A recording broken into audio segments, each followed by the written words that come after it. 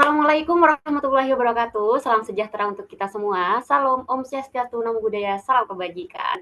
Halo teman-teman semua, selamat datang di podcast Kata Loka, tempat kita ngobrol santai tapi penuh makna tentang dunia kepenulisan, bacaan, dan hal-hal yang seringkali dekat dengan keseharian kita. Pastinya masih bersama dengan saya ya teman-teman, Ayu Nosa di sini.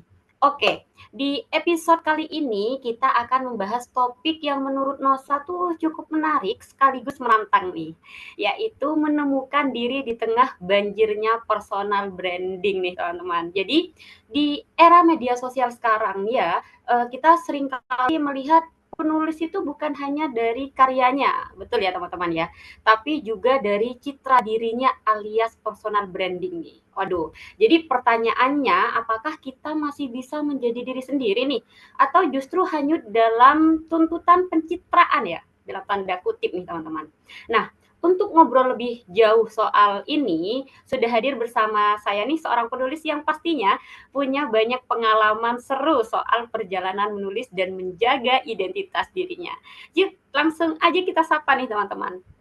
Halo Kak Faisal. Halo, selamat sore teman-teman. Gimana kabarnya? Pasti sehat-sehat ya. Halo juga Kanosa. Oke, boleh nih Kak Faisal memperkenalkan diri nih ke pendengar kita nih. Oke, sebelumnya by the way kenalin aku Faisal Ahidayat, mungkin bisa dipanggil Faiz ya. Saat ini aku sebagai mahasiswa di ya bisa bilang di beberapa kampus ya, tapi aku lagi fokusnya di arah psikologi.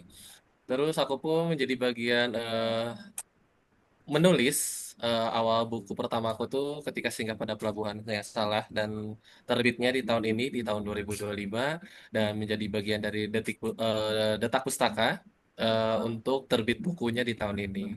Dan mungkin aku pun sambil kerja juga kebetulan jadi anak agensi ya, jadi bukan anak Jaksel tapi anak Bansel, Bandung Selatan ya teman-teman. Aku bagian jadi leader kreatifnya sih gitu. Sejauh ini ya overall itu sih. Gitu.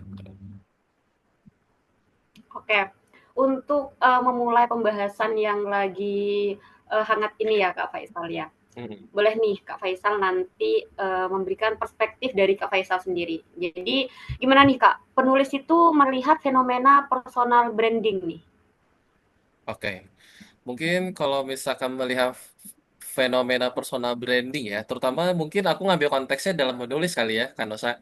Jadi kalau Betul, betul, betul. misalkan personal branding dalam menulis tuh banyak cara dan apa ya bisa dibilang banyak taktik atau strategi yang udah diolah gitu ya. Apalagi sekarang media digital tuh udah gampang banget kesebar luas dan untuk membangun personal branding itu bukan menjadi suatu alasan untuk gimana caranya gitu. Dengan maksud notabene tuh lebih ke males-malesan gitu ya. Apalagi orang-orang yang mungkin udah mulai karena gimana nih cara aku mau personal brandingkan aku sebagai penulis gitu kan. Nah, kalau misalkan dilihat dari salah satu personal branding menulis itu ya dengan cara kita membuat buku sebenarnya. Dengan cara kita membuat buku itu adalah menjadi sebuah jembatan. Jembatan di mana antara kita sebagai penulis dengan pembaca.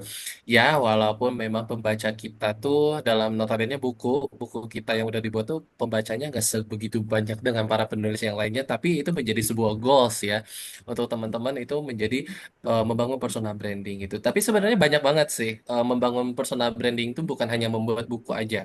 Misalkan kayak teman-teman senang bikin blog atau misalkan bikin podcast gitu kan. Atau media sosial bisa kita kembangkan kayak Instagram, Twitter gitu. Itu bisa kita kembangkan juga sih sebenarnya. Jadi memang kita tuh membangun personal branding tuh bukan hanya terus-terusan untuk selalu ada di balik layar untuk orang lain, tapi untuk diri sendiri pun apalagi kita sebagai para penulis-penulis yang lain gitu kan ingin orang-orang tuh tahu kalau misalkan kita tuh sebagai penulis tuh jembatannya apa aja ya tadi yang aku sebutin gitu. Jadi bisa dibilang apa ya? Sekarang tuh membangun personal branding itu bukan hanya untuk sekedar didengar ataupun dilihat aja gitu, tapi bisa dipahamin, bisa dirasakan gitu kan efek dari personal branding kita, terutama dari sekedar tulisan-tulisan atau olah kata yang udah kita buat kayak gitu. Jadi ya kompleks lah ya untuk membangun personal branding, terutama buat teman-teman untuk menulis gitu kan, atau sebagai penulis itu seperti apa gitu kan Nosa. Oke Kak Faisal, dari kekomplekan yang ada mengenai personal branding yang dibangun gitu ya Kak, ada nggak menurut Kak Faisal mengenai plus minus personal branding bagi seorang penulis nih? Jadi kan secara Kak Faisal nih sebagai seorang penulis gitu. Oke, kalau misalkan plus minusnya personal branding dalam menulis, kalau aku plusnya ya, kalau plusnya itu kita bisa membangun komunitas membaca sebenarnya. Kita bisa membangun komunitas membaca atau membuat teman-teman kita, ya sekitar lingkungan kita gitu kan. Jadi pengen tahu tulisan kita itu seperti apa dengan otomatis ya mereka harus membaca dong tulisan kita itu seperti apa gitu ya secara nggak langsung ya itu ya plusnya gitu kan terus terhadap visibilitasnya jadi apa ya bisa ngeluas terhadap jangkauan kita terhadap koneksi gitu kan apalagi dengan cara menulis itu gampang banget kalau misalkan kita itu ditemukan dengan calon pembaca-pembaca baru misalkan lewat ebook atau lewat penerbit gitu kan atau misalkan kita bikin sistemnya kolaborasi gitu kolaborasinya entah kita dengan influencer mempromosikan buku kita, terus orang-orang jadi tahu buku kita seperti apa gitu kan. Jadi memang untuk takar visibilitasnya itu banyak sebenarnya untuk plus dari menulisnya.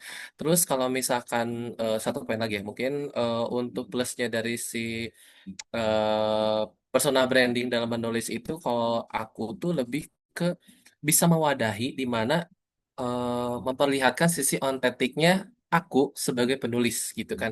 Jadi mungkin kita bisa mendekatkan diri kita, memperkenalkan diri kita itu dengan tulisan. Jadi mungkin untuk orang-orang yang senang membaca karakter-karakter seseorang itu bukan hanya lewat visual aja gitu kan, tapi bisa dengan rekomendasi dengan tulisan gitu. Itu ya plusnya ya gitu kan. Jadi kita bisa dikenal banyak orang tuh banyak banget lah gitu kan. Tapi untuk minusnya adalah pasti ada apa ya? Mungkin kalau ada satu momen karya kita itu ada yang misinfo misalkan. Dalam cerita kita tuh ada misinfo apa segala macam gitu kan. Terus ada sebagian orang berkomentar gitu kan. Terus ada orang-orang yang membaca buku-buku kita gitu kan. Yang bisa jadi bumerang gitu kan dari tulisan kita ya itu minusnya sih seperti itu ya gitu ya. Mungkin menjadi pembelajaran kalau misalkan untuk menulis itu bukan hanya sekedar menulis aja ya. Apalagi teman-teman yang suka nulis-nulis novel, mungkin bisa digali lagi info-info yang bisa dikembangkan ke dalam cerita. Terus memang kalau membangun personal branding dalam menulis itu tuh minusnya lebih ke rentan terhadap kritikan gitu kan. Jadi memang ada beberapa penulis yang baru kayak udah kena mental duluan nih gitu kan udah dikritik wah buku kamu mah tulisannya gini-gini terlalu berat bahasanya buat aku nggak cocok apa segala macam wah tulisan kamu tuh cocoknya buku kamu tuh buat gorengan sayur misalkan yang kayak gitu-gitu itu kan nggak semua orang itu nggak bisa nerima dengan terhadap kritikan dan hinaan-hinaan itu ya jadi memang peluang untuk mendapatkan komentar negatif itu banyak gitu kan ditambah adanya apa ya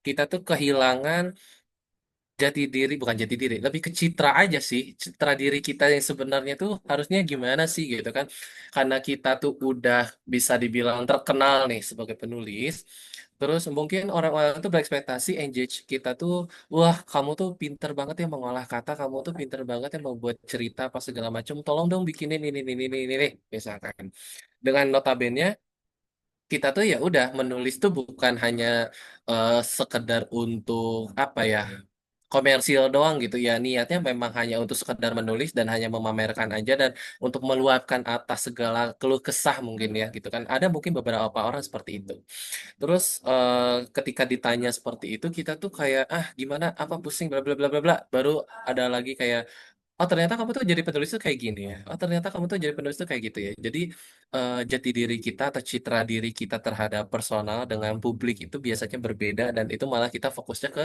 publik gitu. Jadi kayak wah kita bagus-bagusin karya kita pas segala macam. Tapi ketika kita langsung ditanya dengan seseorang yang mungkin penasaran dengan buku kita, tapi kita nggak tahu gitu.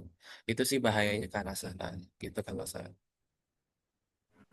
Oke, tadi, sedikit Nosa, petik ya Kak Faisal masalah keontentikan nih. Jadi Heeh. kan bagaimana, menjadi seorang penulis yang lagi menjalin personal branding, itu kan kayak juga mencari atau, menemukan diri sendiri gitu kan, dengan personal branding-nya tersebut. Jadi kalau pengalaman Kak Faisal nih, pengalaman pribadi Kak Faisal untuk menjaga keaslian diri di tengah tuntutan brandingnya gitu Kak Faisal. Jadi agar ada pembeda nih dengan penulis-penulis yang lain atau bahkan penulis-penulis yang itu udah punya brandingan yang udah di atas gitu. Gimana tuh kalau menurut Kak Faisal?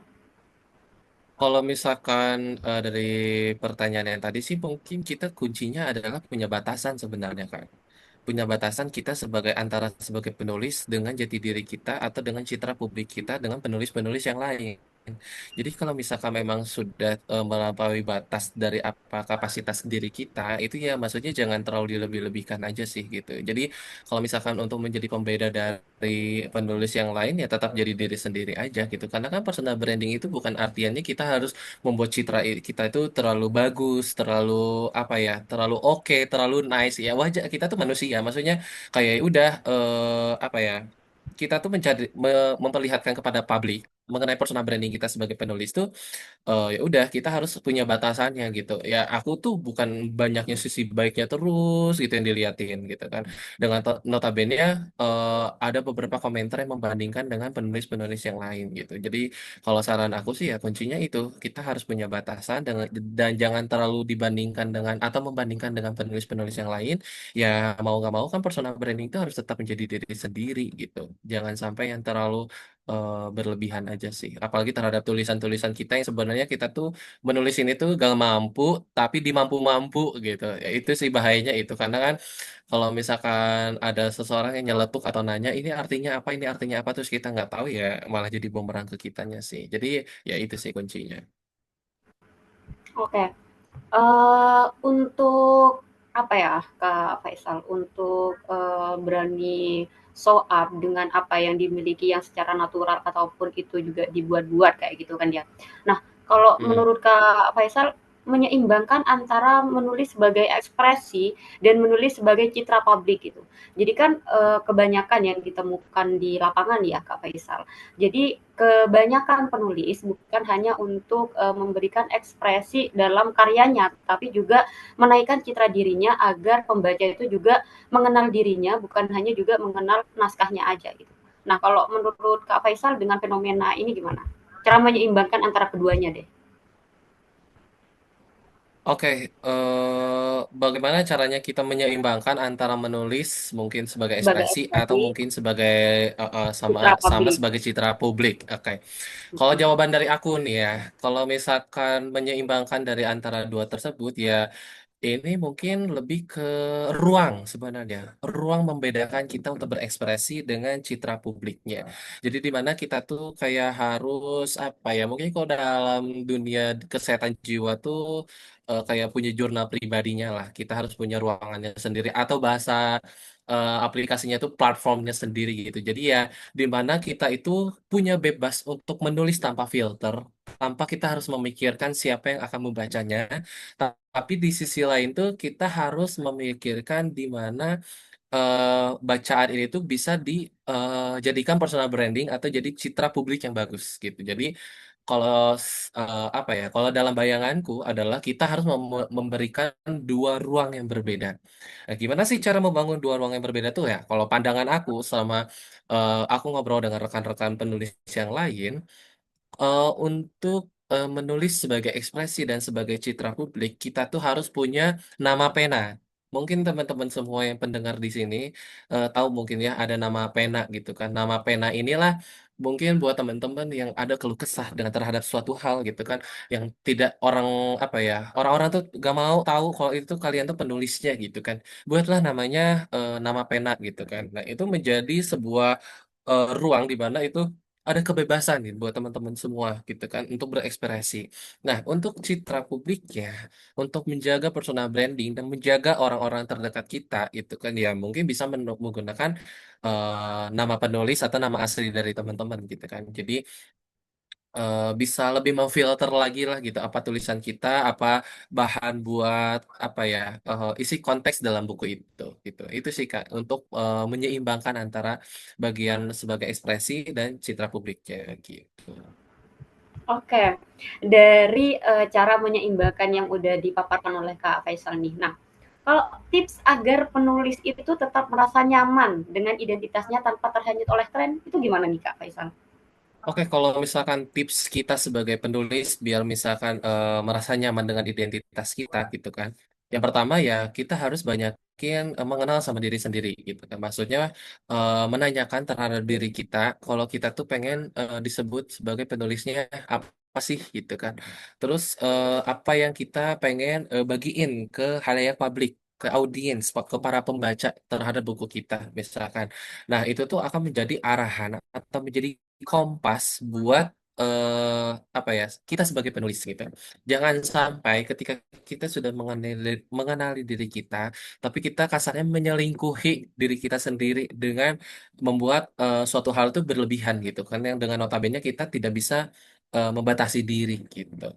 Nah, yang kedua mungkin kita bisa lebih mencari platform yang nyaman itu yang seperti apa, karena nggak semua platform itu cocok buat sebuah orang. Jadi di mana memang kita bisa lihat kalau orang-orang yang senang nulis panjang dengan full visual, mungkin bisa menggunakan kayak aplikasi-aplikasi tertentu gitu kan. Dengan orang-orang yang senangnya baca komik mungkin, atau misalkan tulisan-tulisan yang full gambar tapi dengan menggunakan e-book gitu kan. Atau kalau misalkan full tulisan yang panjang tanpa ada gambar sama sekali itu kayak newsletter atau ya kayak semacam blog lah gitu kan. Jadi memang nggak semua itu platformnya itu nyaman gitu untuk digunakan para penulis. Terus sama yang terakhir itu ya kita bisa apa ya menentukan jadwal di mana kita tuh ada momen satunya berinteraksi di media sosial dan juga ada interaksi kita secara offline gitu. Apalagi kita sebagai penulis kan bukan hanya mendekem atau diem aja di medsos gitu kan dengan kata kuncinya adalah introvert gitu ya. Tapi ya memang kita sebagai penulis tuh kasarnya harus penyesuaian diri terhadap media sosial dengan lingkungan publik gitu kan. Jadi memang harus ada menyisakan waktu kita untuk berproses, berkreatif itu bukan hanya lewat media sosial, berinteraksinya bukan hanya lewat media sosial, tapi pun kita pun turun langsung kasarnya ke teman-teman kita, ke rekan-rekan kita, atau mungkin ke guru-guru kita, atau ke siapapun yang menurut teman-teman dekat gitu kan, agar kita sebagai penulis itu merasa nyaman dengan identitasnya kita tanpa harus terhanyut dengan tren gitu. Oke, mantap nih Kak Faisal. Nah, jadi gimana Oke, nih, oke. apa yang sebenarnya atau yang sedang Kak Faisal rasakan di tengah masifnya dorongan untuk punya personal branding? Oke, kalau misalkan masif untuk mendorong personal branding ya, eh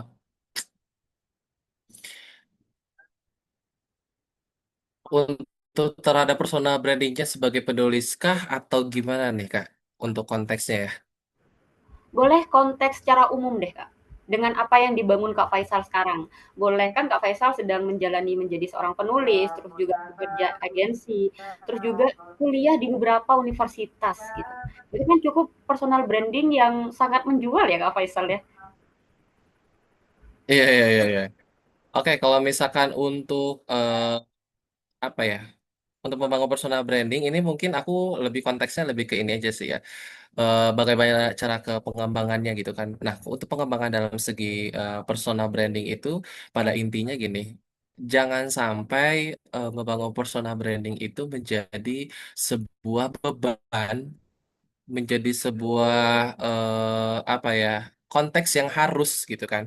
Karena kalau personal branding itu adalah seberjalannya waktunya aja gitu. Jadi jangan sampai itu menjadi sesuatu hal yang memberatkan, menjadi sebuah PR atau pekerjaan rumah yang terus harus digali, digali, digali gitu kan. Yang notabene kita jadi lupa tujuan di awal kita itu apa gitu kan. Nah, jangan sampai untuk proses dalam pengembangan personal brandingnya itu kita menjadi kehilangan diri kita sendiri, kita menjadi apa ya, membagus-baguskan citra kita di publik, tapi dengan notabene kita tuh nggak sebaik itu di publik gitu kan. Jangan sampai itu menjadi sebuah bumerang juga sih gitu kan. Nah, dengan apa ya? Untuk personal branding itu bukan hanya sekedar pekerjaan kita itu apa, kita itu kuliah di mana, kita itu sebagai apa, tapi yang perlu teman-teman ketahui personal branding yang orang-orang nggak tahu tuh adalah dengan cara tingkah laku kita, dengan cara berpakaian kita, dengan cara kita berinteraksi dengan orang-orang gitu kan. Jadi memang personal branding itu yang aku harus garis bawahi bukan hanya sekedar kita sebagai apa dan kita mau menjadi apa, tapi personal branding itu adalah terbangunnya dari karakter kita yang sudah ada dalam diri kita. Gitu kayak misalkan dengan cara ngomong kita tuh seperti apa, dengan cara kita berekspresinya bagaimana, dengan cara kita sekedar memakai baju, misalkan ada karakter orang yang senang menggunakan baju warna hitam, hitam terus kan gitu. Jadi memang untuk personal branding secara umumnya ya seperti itu gitu. Apalagi dengan maraknya orang-orang yang terlalu memakan banyak gimmick, itu personal brandingnya malah jadi hancur gitu sih Kak. Oke, tadi kan juga sempat disinggung mengenai batasan bagaimana kita, membuat citra diri kita atau personal branding kan ya, Kak Faisal. Nah, menurut Kak Faisal sendiri, sejauh apa sih personal branding itu dilakukan, tanpa kehilangan diri sendiri nih? Jadi batasan seperti apa yang sebenarnya itu sehat untuk kita, apa ya, kita tunjukkan ke publik gitu, Kak? Oke, kalau personal branding yang sehat itu, yang tadi yang udah aku mention di awal ya, jadi teman-teman, personal branding yang sehat itu bukan hanya sekedar membangun citra yang baik aja gitu. Maksudnya, eh, pada intinya adalah personal branding itu kita tuh harus tetap menjadi diri sendiri kita. Kita gak boleh terlalu apa ya, terlalu banyak acting lah kasarnya di medsos tuh gitu kan. Ya, kayak misalkan kita di Instagram atau di Facebook atau misalkan di TikTok tuh anaknya estetik banget, anaknya tuh rapi banget kan. Tapi pada kenyataannya kita enggak kayak gitu. Nah, itu jangan sampai kayak gitu. Nah, terus misalkan apa ya, kita personal brandingnya seneng kayak update baca buku terus, misalkan atau update kayak kita lagi di perpustakaan apa segala macam dengan notabene kita tuh kurang suka dengan hal-hal yang kayak gitu gitu. Ya itu jangan sampai menjadi bumerang buat diri kita sendiri dan buat orang lain juga gitu. Jadi memang kita harus tahu dulu batasan-batasan apa yang kita suka, apa yang kita nggak suka. Kalau misalkan ini suka dan itu dibangun ingin menjadi personal branding, it's okay, jalanin. Tapi kalau misalkan teman-teman udah tahu itu gak suka, terus dipaksa disuka-sukain dan malah jadi personal branding, malah jadi bumerang ke diri sendiri gitu. Malahan malah jadi capek asalnya gitu kan, capek terus gimmick-gimmick, wah aku jadi suka baca buku gini gini gini apa segala macam di medsos upload gitu kan. Itu sih kesalahan yang besar ya gitu kan. Masalahnya kalau misalkan orang-orang udah tahu kita mengenal sebagai apa dengan notabene kita nggak suka gitu kan, ya seumur hidup tuh bakal terus-terusan mengangkat hal apa yang udah orang lain tuh memandang kita sebagai apa gitu kan. Nah, itu jangan sampai kayak gitu sih. Jadi pada kesimpulannya dan pada kuncinya adalah kita tahu batasan diri kita tahu mana yang nggak suka, mana yang suka, dan terlepas dari itu harus membatasi diri kita, jangan terlalu too much, jangan terlalu berlebihan terhadap hal-hal yang memang kita tuh nggak suka gitu, dan ya kurang-kurangin lah gimmick-gimmick di sosial media yang bukan citra diri kita sendiri gitu.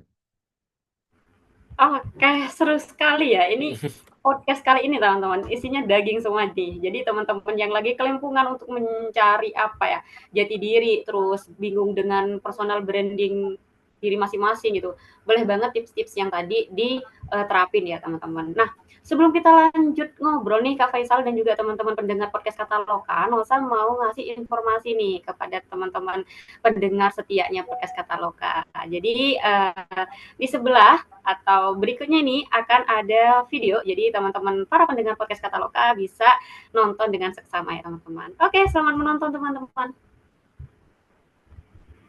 Kalau misal buku kamu dibajak, gimana? Udah capek-capek nulis, malah dipakai tanpa izin. Rugi banget kan? Mau ngurus haki tapi ribet dan makan waktu. Dengan paket terbit all-in-one, kami bantu buku kamu terbit lengkap dengan haki. Kami siap bantu urus ISBN, layout, editing, desain cover, sampai promosi dan penjualan marketplace. Sebagai penulis, kamu dapat free 15 eksemplar dan royalti 15%. Jangan sampai kelewatan promonya ya. Hubungi kami sekarang. Oke, halo teman-teman. Jadi itu ya informasi dari Nosa. Jadi semoga teman-teman bisa terinspirasi. Oke, kita lanjut ngobrol seru lagi hari ini bersama Kak Faisal ya tentunya di sini. Berikutnya nih, Nosa pengen tahu nih, apakah Kak Faisal pernah nih ada kisah atau momen ketika menulis benar-benar terasa atau bahkan bisa terbilang, "Oh, ini aku banget nih," gitu? Hmm. Oke, mungkin lebih ke kisah inspiratif kali ya. Betul. Oke, nah ini nih kisah inspiratif mungkin nih buat teman-teman semua yang yang pernah ikutan webinar mungkin ya udah tahu kuncinya ya. Jadi apa ya? Sebenarnya awal menulis itu memang dari patah hati terbesar ya Kanosa. Mungkin nih Kanosa udah baca mungkin ya buku sedikit sedikit gitu kan. Nah, memang itu apa ya? Menjadi eh, penemuan aku bagaimana caranya memicu untuk menulis. Sebenarnya dari situ. Nah, kita ketika singgah pada pelabuhan yang salah inilah menjadi acuan kalau misalkan oh ternyata aku bisa menulis dengan kosakata yang indah seperti ini gitu. Dengan kasarnya ya harus mengalami patah hati dulu, cinta bego dulu, udah mah beda perasaan, beda agama gitu ya. Itu menjadi sebuah gong dalam menulis yang akhirnya bisa terbit gitu ya di sini. Ya memang itu menjadi awalan sebenarnya. Nah, aku tuh menulis tuh udah sebenarnya dari zaman SMP di tahun 2000 sekitar 16 deh, 16 15, 2016 atau 15 lah. Kurang lebih di tahun segitu. Cuma memang apa ya, belum ada kepercayaan diri yang sebenarnya menulis sebanyak atau apa ya, kosakata yang aku cantumkan atau yang aku utarakan dalam tulisan itu gitu. Jadi mungkin di tahun inilah mungkin setelah sekian lama menulis akhirnya aku berani terbit tuh ya memang harus ada gebrakan dalam hidup ya salah satunya ya dari patah hati itu ya waktu demi waktu sih memang menulis untuk merangkai kata yang bisa dibilang penuh dengan apa ya bahasa yang hiperbola atau bahasa yang penuh dengan sastra yang dengan notabene dengan bahasa-bahasa yang indah itu butuh waktu yang cukup panjang sih sebenarnya dan aku pun nggak sehafal sebanyak itu ya untuk menulis dengan bahasa-bahasa Indonesia itu yang kental banget itu kan. Aku pun perlu baca lagi dengan berbagai referensi buku-buku yang bisa kita gali dan bisa dijadikan referensi atau inspirasi gitu. Itu sih yang apa ya kisah inspiratif cara penulisnya itu seperti itu gitu. Oke. Kalau dari Kak Faisal sendiri ya, karena kan Kak Faisal sekarang udah punya pembacanya ya di buku pertamanya Kak Faisal yang berjudul Ketika Singgah pada Pelabuhan yang Salah gitu. Ini kan udah banyak banget nih yang apa ya membaca, terus ada juga yang sudah mereview mungkin gitu. Nah, menurut Kak Faisal nih, cara membangun kedekatan dengan pembaca tanpa harus kehilangan jati diri Kak Faisal, itu gimana sih Kak caranya? Aku pastinya tetap konsisten terhadap citra diri aku sebenarnya di luar kamera ya. Jadi kedekatan diri aku sebagai penulis tuh bukan hanya lewat tulisan aja, tapi bagaimana cara kita itu menghadapi para pembaca gitu kan. Dengan kita tuh ya berinteraksi gitu kan. Yang apa ya untuk membangunnya tuh dengan cara ya kita sharing ini tuh makna yang dalam buku ini tuh seperti apa terus pengembangan dalam bahasanya tuh bagaimana ya kita sharing terhadap hal-hal kecil yang sebenarnya orang itu menjadi apa ya menjadi insight baru ya gitu kan bukan hanya tentang tulisan-tulisan aja yang kita perlu sharing gitu kan tapi mungkin lebih ke hal-hal mengenai tulisan yang di luar tulisan buku kita gitu maksudnya. Nah, jadi memang aku berharap sih dengan cara pendekatan kita dengan terhadap orang lain itu ya pada intinya jangan terlalu banyak gimmick aja sih yang harus tahu dulu batasan kitanya seperti apa gitu kan. Ya memang kita harus banyak interaksi dan kita juga harus banyak cari inspirasi yang lain gitu kan. Jangan sampai ya kita stuck gitu-gitu aja gitu. Dan ya pada kuncinya adalah kejujuran, kejujuran kita terhadap diri sendiri dan juga terhadap orang lain gitu. Jadi memang jangan sampai kita tuh membuat karya tapi ngerasa karya ini tuh bukan diri kita dan ngerasa orang lain tuh menyangka ini itu bukan diri kita juga dan jangan sampai karya ini tuh bukan apa ya tidak menjadikan narah hubung kepada para pembaca karena kan bacaan dan tulisan yang kita buat itu kan diketuk dari hati ke hati ya bukan hanya sekedar teori teori atau sekedar tulisan yang ya udah keplak dalam kertas, tulisan udah dibaca gitu kan. Tapi kan di mana tulisan itu menjadi sebuah olah rasa untuk pengembangan terhadap para pembacanya gitu. Jangan sampai kita hanya membuat tulisan sekedar tulisan, memang maknanya bagus, tapi ke hati pembacanya tuh tidak terketuk gitu, tidak merasa ada inspirasi apapun. Itu sih Kak. Mantap banget ya, pantas banget, apa ya, banyak sekali yang berminat untuk baca, buku dari karya Kak Faisal ini ya teman-teman. Nah, next apakah ada next project nih setelah hadirnya buku Ketika Singgah Pada Pelabuhan Yang Salah nih Kak Faisal? Pastinya kan Aduh. pembacanya Kak Faisal nih menunggu hal-hal baru lagi. Oke, mungkin apa ya? Aku sudah mention sih kemarin tuh di beberapa hari yang lalu. Jadi tadinya tuh aku di tahun ini tuh mau rilis buku kedua aku, judulnya eh apa ya? Aku lupa judulnya. Dah, aku cari dulu.